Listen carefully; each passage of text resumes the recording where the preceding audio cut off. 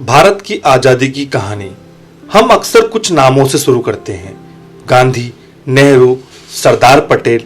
लेकिन इस कहानी में एक ऐसा शक्तिशाली नेता था जिसका जिक्र अक्सर किताबों के एक कोने में छुप गया, नेताजी सुभाष चंद्र बोस।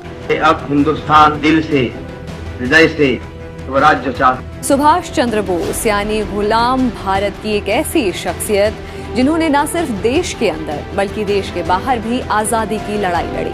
नेताजी सुभाष चंद्र बोस का डर अंग्रेजों के बीच में बहुत था। तुम मुझे खून दो, मैं तुम्हें आजादी दूंगा।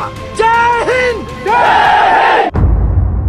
एक ऐसा नाम जो ब्रिटिश साम्राज्य को हिला सकता था और शायद इसीलिए उनका नाम धीरे धीरे हमारे हिस्ट्री सिलेबस से हटा दिया गया। नेताजी का जन्म 23 जनवरी 1897 को क्यूटेक में हुआ।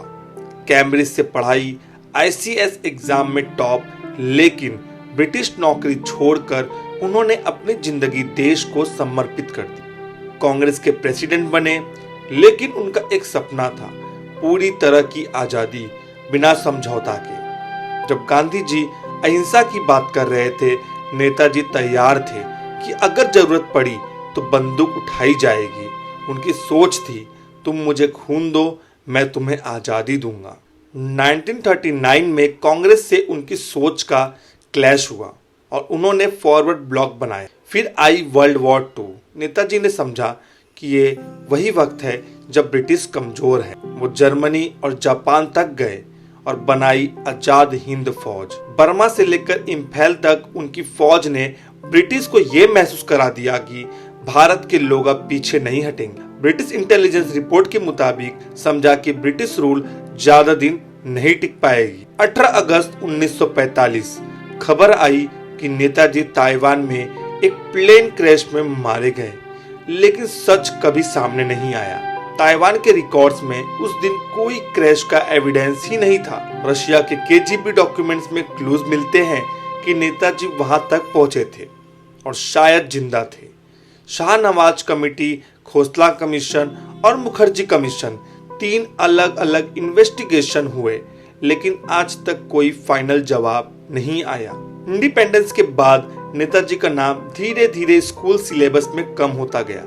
उनके स्पीचेस, लेटर्स और फौज के रिकॉर्ड्स कुछ आर्चीव्स में बंद कर दिए गए, कुछ कभी पब्लिक ही नहीं किए गए। कुछ हिस्टोरियंस का कहना है कि यह पॉलिटिकल डिसीजन था, क्योंकि नेताजी का विजन एक अलग भारत के लिए था जो शायद उन समय के पावर स्ट्रक्चर के अगेंस्ट जाता।